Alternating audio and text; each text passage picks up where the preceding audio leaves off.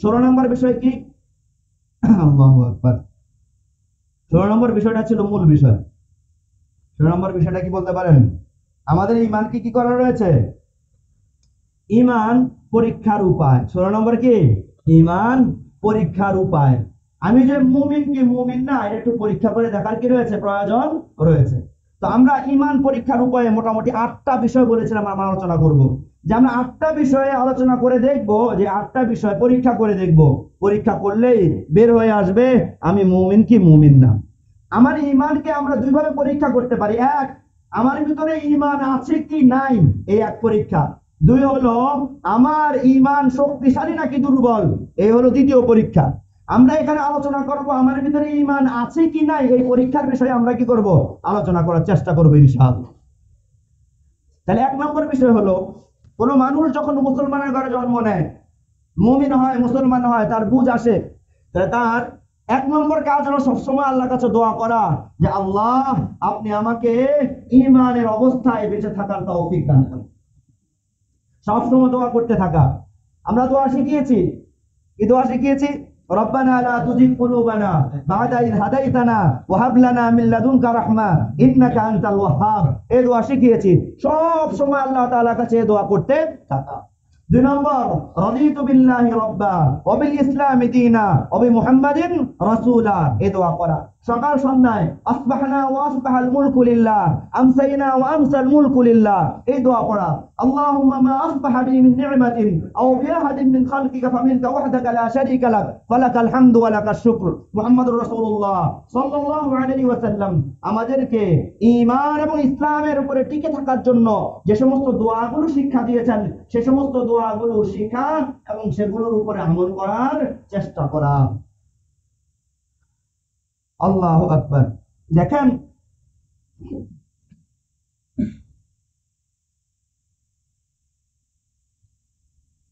এক নম্বর বিষয় হলো, আমার ভিতরে কোনো কুফরি আকীদা নাই তো। এক, আমি আমার ইমানের পরীক্ষা করব না, এই পরীক্ষা করার ক্ষেত্রে প্রথম যে জিনিসটা আমি লক্ষ্য করব, আমি আমার নিজেকে প্রশ্ন করব, আচ্ছা আমার ভিতরে কোনো কুফরি আকীদা নাই তো, কোনো শিরকি আকীদা নাই তো। কুফরি কোনো বিশ্বাস তো আমি লালন করি কিনা, শিরকি কোনো বিশ্বাস আমি লালন করি কিনা, এই বিষয়টা নিজেকে জিজ্ঞেস করতে হবে। আচ্ছা, জিজ্ঞেস করলাম নিজেকে, কিন্তু যদি কুফরি আকীদা কি সেটাই না জানি, শিরকি আকীদা কি সেটাই না জানি, তাহলে কিভাবে হবে? এজন্য আমাদেরকে যেটা করতে হবে, কুফরি আকীদা সম্পর্কে জানতে হবে এবং শিরকি আকীদা সম্পর্কে জানতে হবে। জেনে এই বিষয়গুলো সম্পর্কে জিজ্ঞাসা করে দেখতে হবে এই বিষয়গুলোর কোনো বিষয় আমার ভিতরে আছে কি নাই। আর আমরা পূর্বের যে 14-15টা বিষয় আলোচনা করেছি, এর সবগুলার ভিতরে সবগুলার ভিতরে কুফরি আকীদা ছিল। সঠিকটা হলো ইমানি আকীদা, এর বিপরীতটা কি ছিল? কুফরি আকীদা। তো আমি নিজেকে প্রশ্ন করব, পূর্বের যে 14টা-15টা বিষয় আলোচনা করা হলো, এর মধ্যে আমার ভিতরে কোনটা আছে? সঠিকটা আছে, হাঁটা আছে নাকি না আছে? যদি হ্যাঁ থাকে আলহামদুলিল্লাহ, যদি না হয় তবে সাথে সাথে সিজদা পড়ে আল্লাহর কাছে তওবা করে লা ইলাহা ইল্লাল্লাহ মুহাম্মাদুর রাসূলুল্লাহ আশহাদু আল লা ইলাহা ইল্লাল্লাহ ওয়া আশহাদু আন্না মুহাম্মাদান আবদুহু ওয়া রাসূলুহু বলে নিজের ঈমানকে নবায়ন করে নাও। ইনশাআল্লাহ। 2 নম্বর বিষয় হলো, আমার ভিতরে নেফাক নাই তো। নেফাক মানে মুনাফিক কিনা তো আমি। তো মুনাফিক 2 ধরনের, এক হলো বিশ্বাসগত মুনাফিক যারা কাফের, আর এক হলো কর্মগত মুনাফিক যারা কাফের না তারা ফাসিক। কর্মগত মুনাফিক কি? আল্লাহ রাসূল বলেছেন আয়াতুল মুনাফিকি সালাসুন, মুনাফিকের আলামত কয়টা? 3টা। কথা বলে, মিথ্যা বলে, ঠিক আছে, আমানত রাখলে কি করে না, ঠিক মতো দেয় না। তারপরে হচ্ছে কি, যখন ঝগড়া করে তখন কি করে? গালি গালাজ করে। এগুলো হলো আমলি কর্মগত নেফাক। এই এই নেফাকের কারণে মানুষ ঈমান থেকে বের হয়ে যায় না, বরং এই নেফাকের কারণে মানুষ গুনাহগার বান্দা হিসাবে কি হয়? সাব্যস্ত হয়। ফাসিক বান্দা হিসাবে কি হয়? সাব্যস্ত হয়। আরেকটা হলো বিশ্বাসগত নেফাক, যে কারণে মানুষ কি হয়ে যায়? কাফের হয়ে যায়, তার ঈমানই থাকে না, সে ইসলাম ধর্ম থেকে বের হয়ে যায়। তো এখন আমরা এই ধরনের মোটামুটি 5টা বিষয় জানবো। আমি নিজেকে জিজ্ঞাসা করবো, এক, ইসলামী শরীয়ত বা শরীয়তের কোনো বিধান কি আমি অপছন্দ করি? তাহলে 1 নম্বর প্রশ্ন কি করবো আমি আমার মনকে, আমার ভিতরে বিশ্বাসগত নেফাক আছে কি নাই সেটা বোঝার জন্য প্রথম প্রশ্ন আমার মনের কাছে, আচ্ছা আমার ভিতরে পুরা শরীয়তকে অপছন্দ করি কিনা, অথবা শরীয়তের কোনো একটা বিধানকে আমি অপছন্দ করি কি করি না। যদি আমি পুরা শরীয়তকে অপছন্দ করি অথবা শরীয়তের কোনো একটা বিধানকে অপছন্দ করি, তাহলে বুঝতে হবে আমার মনের ভিতরে বিশ্বাসগত নেফাক রয়েছে।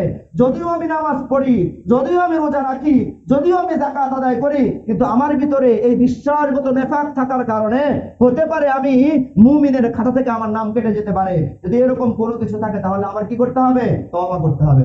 এক নাম্বার বুঝে আসছে কি?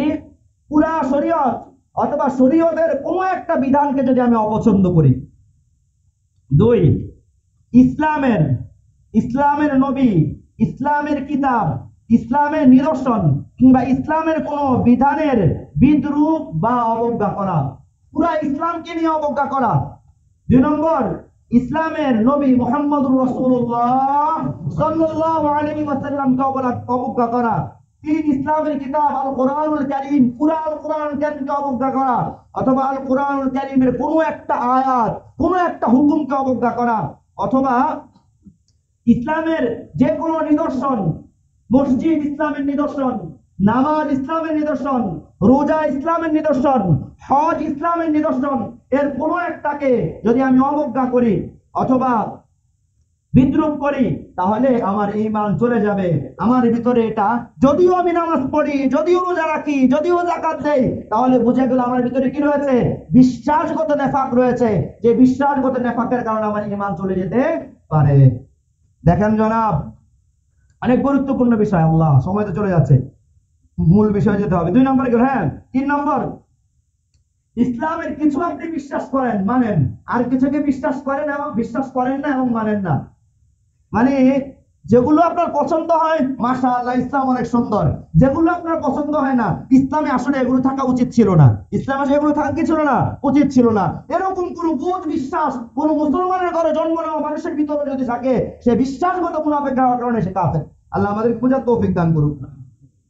আল্লাহ আকবার। কয় নম্বর গেল? তিন। চার, ভালো করে মনে রাখবেন জনাব বিষয়গুলো। অনেকে বলে হুজুর আপনি একটি ঈমান ভঙ্গের কারণ সম্পর্কে আলোচনা করেন। এই যে এগুলো আলোচনা হচ্ছে, এগুলো কি হচ্ছে? আলোচনা হচ্ছে। চার, শরীয়তের কোন বিধানের উপর আপত্তি করা। শরীয়তের কোন বিধানের উপরে কি করা? আপত্তি করা। আমরা বারবার যেটা বলি যে একজন ধর্ষকের, বিবাহিত ধর্ষকের শাস্তি হলো প্রস্তর নিক্ষেপে হত্যা করা। এটার উপরে কেউ যদি আপত্তি করে, সে নামাজ পড়লেও সে বিশ্বাসগত মুনাফিক। হ্যাঁ, এটার উপরে যদি কেউ আপত্তি করে, সে নামাজ পড়লেও বিশ্বাসগত মুনাফিক।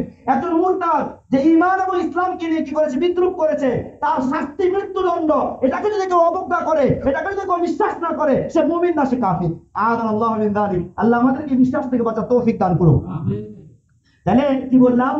কোন বিধানের উপরে আপত্তি তোলা, এটা তো খুব কম মানুষ করে। আর একটা জিনিস খুব ভালো করে মনে রাখবেন, খুব ভালো করে, সেটা হলো যে ইসলামের কোন বিধানকে সংস্কার যোগ্য মনে করা। যে এটা এই যুগে চলবে না, এই যুগে এটা চালাইতে হলে কি করতে হবে? সংস্কার করতে হবে। এই যুগে চলবে না, চলতে হলে কি করতে হবে? সংস্কার করতে হবে নিজের মতো করে। এরকম করে বিশ্বাস যদি কেউ রাখে, এটা হলো কি ভাই? বিশ্বাসগত নেফাক। এরকম বিশ্বাস যে রাখে সে মুনাফিক, যদিও সে নামাজ পড়ে। এরকম বিশ্বাস যদি কেউ রাখে, যদিও সে হজ আদায় করে, তারপরেও সে মুনাফিক। আল্লাহ আমাদেরকে বুঝার তৌফিক দান করুন। পাঁচ, ইসলামের কোন অকাট্য এবং দ্ব্যর্থহীন আকীদা বিধানের ব্যাপারে অপব্যাখ্যা করা। ইসলামের অকাট্য বিধান, মুহাম্মদুর রাসূলুল্লাহ সাল্লাল্লাহু আলাইহি ওয়াসাল্লামের পরে কোন নবী আসবে না। এখন কেউ যদি এটার অপব্যাখ্যা করে, বিভিন্ন রকম অপব্যাখ্যা করে, সে নিশ্চিন্তভাবে কাফের। যেমন কাদিয়ানীরা, তারা এই ইসলামের এই বিশ্বাসকে অপব্যাখ্যা করে, এজন্য তারা কাফের। কয় নম্বর গেল? কয় নম্বর? পাঁচ। আল্লাহ আমাদেরকে এই বিষয়গুলো বোঝার তৌফিক দান করুক। কি পাঁচটা বিষয়? হ্যাঁ, এই পাঁচটা বিষয় জিজ্ঞাসা করবেন নিজের মনে, আমার মনের ভিতরে এগুলো আছে কি নাই। যদি থাকে, এগুলো বিশ্বাসগত নেফাক, এগুলো বিশ্বাসগত নেফাক। এই বিশ্বাসকে নিজের অন্তর থেকে বের করে দিতে হবে। যদি না করি, আমার ঈমান পরিশুদ্ধ হবে না, আমি পরিপূর্ণ মুমিন হতে পারবো না। আল্লাহ আমাদেরকে বোঝার তৌফিক দান করুক। আল্লাহু আকবার।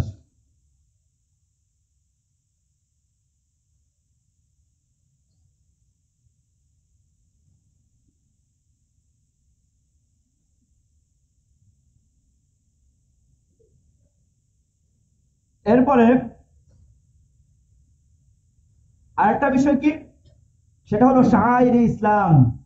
শাআইরে ইসলাম, ইসলামের যে সমস্ত নিদর্শন রয়েছে, ইসলামের যে সমস্ত নিদর্শন রয়েছে, সে সমস্ত নিদর্শনকে সম্মান করতে হবে, শ্রদ্ধা করতে হবে, ভালোবাসতে হবে। বুঝে আসছে? আবারও বলতেছি, শায়ের ইসলাম, শায়ের মানে চিহ্ন, শায়ের মানে কি? চিহ্ন। ইসলামের যে সমস্ত চিহ্ন আছে, যেগুলোকে রাসূলুল্লাহ সাল্লাল্লাহু আলাইহি ওয়াসাল্লাম এবং আল্লাহ সুবহানাহু ওয়া তাআলা বলে গিয়েছেন, এগুলো হলো সবগুলো হলো শায়ের ইসলাম। এগুলোর প্রতি আমাদের কি রাখতে হবে? শ্রদ্ধা রাখতে হবে, ভালোবাসা রাখতে হবে। আচ্ছা জনাব আসেন, এখন এগুলোর প্রতি যদি কেউ শ্রদ্ধা না রাখে, ভালোবাসা না রাখে, এক, তাহলে তার ভিতরে বোঝা গেল কি আছে? বলেন, তার ভিতরে নেফাক আছে। তার ভিতরে কি আছে? নেফাক আছে। যাই হোক, হ্যাঁ, তো আমরা যে বলেছিলাম কয়টা বিষয় আলোচনা করব, 16 নম্বর বিষয়ের ভিতরে 8টা বিষয়। 8টা বিষয়ের মধ্যে 2টা গিয়েছে। কয়টা গিয়েছে? 2টা। 1 নম্বর বিষয় গিয়েছে হলো কি, আমার মাঝে কোনো কুফরি আকীদা আছে কিনা। 2 নম্বর বিষয় গিয়েছে আমার মধ্যে কোনো নেফাক আছে কি না। এই 3 নম্বর হলো শাআইরে ইসলাম, ইসলামের যে সমস্ত নিদর্শন রয়েছে, এই সমস্ত নিদর্শনের প্রতি আমার ভালোবাসা আছে কিনা সেটা যাচাই করতে হবে। 2টা জিনিস এখানে। কয়টা জিনিস ভাই? ভালো করে মনে রাখবেন, সবাই ভালো করে বুঝেন। আমার ইমানকে পরিশুদ্ধ করার জন্য, আপনাদের ইমানকে পরিশুদ্ধ করে দেওয়ার জন্য জরুরি। শায়ের ইসলামের প্রতি আমাদের 2টা জিনিস জরুরি। এক, তার প্রতি সম্মান, শ্রদ্ধা, ভালোবাসা থাকতে হবে।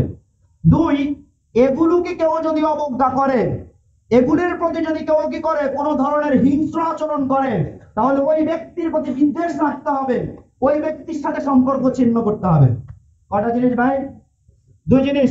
বুঝে আসছে? শায়ের ইসলামে বলবো, শায়ের ইসলাম কি কি বলবো। শায়ের ইসলামের ব্যাপারে আমার ইমানকে পরীক্ষা করব এভাবে যে, আমার শায়ের ইসলামের প্রতি, ইসলামের নিদর্শনগুলোর প্রতি আমার ভালোবাসা আছে কি নাই, শ্রদ্ধাবোধ আছে কি নাই। 2 নম্বর, যে এগুলোর প্রতি কেউ যদি অশ্রদ্ধাজনক, ভালোবাসার বহির প্রকাশ নয়, এই ধরনের খারাপ কোনো আচরণ করে, ওই ব্যক্তির প্রতি আমার বিদ্বেষ আসে কিনা, ওই ব্যক্তির প্রতি আমার রাগ আসে কিনা, ওই ব্যক্তির সাথে সম্পর্ক চিহ্নের ঘোষণা দেয় কিনা, এই জিনিসগুলো যাচাই করে আমাকে দেখতে হবে। আজব, দেখেন, ইসলামের প্রধান কতগুলো শায়ের। 1, ইসলামের কালিমা লা ইলাহা ইল্লাল্লাহ মুহাম্মাদুর রাসূলুল্লাহ। এই কালিমাকে শ্রদ্ধা করতে হবে, এই কালিমাকে ভালোবাসতে হবে, এই কালিমাকে সম্মান করতে হবে। উল্টো দিকে কেউ যদি এই কালিমাকে শ্রদ্ধা না করে, কেউ যদি এই কালিমাকে ভালো না বাসে, কেউ যদি এই কালিমার প্রতি অসম্মান প্রদর্শন করে, ওই ব্যক্তির সাথে সম্পর্ক ছিন্নের ঘোষণা আমাকে দিতে হবে, ওই ব্যক্তিকে দিল থেকে তার প্রতি বিদ্বেষ পোষণ করতে হবে, ওই ব্যক্তিকে শত্রু গণ্য করতে হবে। 2, আল্লাহ তাআলার ইবাদত, যেমন নামাজ, রোজা, বিশেষত নামাজ, রোজা, হজ, যাকাত, এগুলো ইসলামের শায়ের, ইসলামের চিহ্ন, ইসলামের নিদর্শন। ইউনিফর্ম বুঝেন না আপনার? ইউনিফর্ম, এটা পড়লে বোঝা যায় যে অমুক অমুক স্কুলের ছাত্র, অমুক অমুক কলেজের ছাত্র। এই জিনিসগুলো দেখলে বোঝা যায় যে এই ব্যক্তি মুসলমান, এই ব্যক্তি মুসলমান। তো বিশেষ করে নামাজ, রোজা, হজ, যাকাত, অতএব এগুলোকে সম্মান করতে হবে, মহাব্বত করতে হবে, শ্রদ্ধা করতে হবে। উল্টো কেউ যদি এগুলোর প্রতি অসম্মান প্রদর্শন করে, ভালো না বাসে, তাহলে ওই ব্যক্তির প্রতি বিদ্বেষ পোষণ করতে হবে, তার সাথে সম্পর্ক ছিন্নের ঘোষণা দিতে হবে। 3, আল্লাহর রাসূল, ইসলামের শায়ের 3 নাম্বার কি? আল্লাহর রাসূল মুহাম্মদুর রাসূলুল্লাহ সাল্লাল্লাহু আলাইহি ওয়াসাল্লাম। মুহাম্মদুর রাসূলুল্লাহ সাল্লাল্লাহু আলাইহি ওয়াসাল্লামকে ভালোবাসতে হবে, তাকে শ্রদ্ধা করতে হবে, তাকে সম্মান করতে হবে। কেউ যদি মুহাম্মদ রাসূলুল্লাহ সাল্লাল্লাহু আলাইহি ওয়াসাল্লামকে ভালো না বাসে, তাকে যদি অশ্রদ্ধা করে, তাকে যদি অসম্মান করে, কটাক্ষ করে, সে সমস্ত নাস্তিক মুরতাদদের সাথে সম্পর্ক ছিন্নের ঘোষণা আমাকে, আপনাকে, সবাইকে একেবারে প্রকাশ্যে দিতে হবে, অন্যথায় আমিও তাদের মধ্যে গণ্য হব। 6 নম্বর বিষয়, জনাব। 4, আল্লাহর কিতাব কোরআন, আল কোরআনুল কারীমকে শ্রদ্ধা করতে হবে, ভালোবাসতে হবে, সম্মান করতে হবে। এর উল্টোটা যদি কেউ করে, আল কোরআনুল কারীমকে অসম্মান করে, আল কোরআনুল কারীমকে ভালো না বাসে, তার সাথে সম্পর্ক ছিন্নের ঘোষণা আমাকে, আপনাকে দিতে হবে। অতএব বলেন, দিল্লির মসজিদে যারা কোরআনকে জ্বালিয়ে দিয়েছে, তাদেরকে যদি কেউ ভালোবাসে, সে মুমিন কি মুমিন না? সে মুমিন না জনাব। সেই তাদেরকে যদি ভালোবাসে, তাদেরকে সমর্থন করে, সে মুমিন না। সে ইমানের দায়রা থেকে বের হয়ে যাবে, ইমানের সীমানা থেকে সে বের হয়ে যাবে। কেন? ইসলামের শায়ের কোরআনকে অবমাননা করা হয়েছে, কোরআনকে জ্বালিয়ে দেওয়া হয়েছে। এই বিষয়গুলো আমাকে আপনাকে ভালো করে বুঝতে হবে। এখানে চশমা লাগাইলে হবে না। যেই এর পক্ষে থাকবে আমি তার পক্ষে থাকবো, যেই এর বিপক্ষে যাবে, আমার বাবা হোক, আমার নেতা হোক, আমার দল হোক, তার বিপক্ষে আমি অবস্থান করবো ইনশাআল্লাহ। জনাব, এরপরে হলো কি? এরপর হলো আল্লাহর ঘর বাইতুল্লাহ। আল্লাহর ঘর বাইতুল্লাহ, বাইতুল্লাহর যত শাখা পৃথিবীতে আছে, যত মসজিদ আছে, এই সবগুলো ইসলামের নিদর্শন। এগুলোতে আগুন লাগিয়ে দেওয়ার পরে কোন কুলাঙ্গার যদি বলে এগুলো ওই দেশের আভ্যন্তরীণ বিষয়, ওই কুলাঙ্গারের সাথে সম্পর্ক চিহ্ন করতে হবে। কোন কুলাঙ্গার যদি বলে এগুলো ওই দেশের আভ্যন্তরীণ সম্পর্ক, তার সাথে সম্পর্ক চিহ্ন করতে হবে না জনাব। পৃথিবীর যত জায়গায় মসজিদ আছে, সমস্ত মসজিদ আমাদের, সমস্ত মসজিদকে আমরা সম্মান করি, সমস্ত মসজিদকে সমানভাবে সম্মান করি। জনাব, ভালো করে বুঝবেন, ভালো করে বুঝবেন। আজকে বাংলাদেশের একটা মন্দিরে যদি আঘাত হানা হয়, তাহলে সবাই একযোগে কি করবে? আমার দেশের লোক ইন্ডিয়া কথা বলবে না? কেন কথা বলবে? তার ধর্মের লোকের উপর আঘাত হানা হয়েছে। বাংলাদেশের একটা গির্জা যদি আঘাত হানা হয়, তাহলে আমেরিকা কথা বলবে না? কেন বলবে? তার ধর্মের উপর আঘাত হানা হয়েছে। বাংলাদেশের কোন যদি বৌদ্ধদের গির্জা বা কোনো কিছুতে আঘাত হানা হয়, তাহলে চীন কথা বলবে না? কেন কথা বলবে? তার ধর্মের লোকের উপর কথা বলা হয়েছে। বাংলাদেশের কোন ইহুদিদের প্যাগোডা যদি হামলা করা হয়, তাহলে বলেন ইসরায়েল কথা বলবে না? কেন বলবে? তাদের ধর্মীয় লোকের উপরে, তাদের ধর্মীয় স্থাপনার উপরে হামলা করা হয়েছে। তাহলে জনাব, ইন্ডিয়া যদি মসজিদের উপরে হামলা করা হয়, আমরা মুসলমান হিসাবে কেন তার পক্ষে কথা বলবো না? কেন তার পক্ষে কথা বলবো না? কেন তার পক্ষে কথা বলবো না? আমাদেরকে বলতে হবে, আমাদের ইমানের দাবি প্রকাশ করতে হবে। না হলে আল্লাহ তাআলার কাছে ধরা খেয়ে যেতে হবে। সমস্ত দল বলেন, যা কিছু বলেন, সব কিছু শেষ হয়ে যাবে। আল্লাহ তাআলার কাছে যেদিন ধরা খাবেন, সেদিন উত্তর দেওয়ার কোনো কিছু থাকবে না। তারা মনে রাখবেন, উত্তর দেওয়ার কোনো কিছু থাকবে না। আমাদের পত্রিকাগুলো, আমাদের দেশে কোনো মন্দিরে যখন লেখা হয়, তাদের মাথা পাগল হয়ে যায়, পত্রিকার পৃষ্ঠায় হেডলাইন হয়ে যায়। অথচ অথচ দিল্লিতে কতগুলো মসজিদে আগুন জ্বালানো হয়েছে, কতগুলো মসজিদে। আপনারা কেবলমাত্র একটা দেখেছেন। বলেন তো, কোন একটা মন্দিরের উপরে যদি আপনি কি করেন, চার তারাকে কি টানায় দেন, বলেন, একটা পতাকা টানায় দেন, তারা আপনাকে ভালোবাসবে, চুমা দিতে আসবে আপনাকে, নাকি আপনার বিরুদ্ধে কথা বলবে? আপনার বিরুদ্ধে কথা বলবে। আশ্চর্য লাগে, কত নত জানু বড় রাষ্ট্রনীতি হলে বলতে পারে এই ব্যক্তির কথা।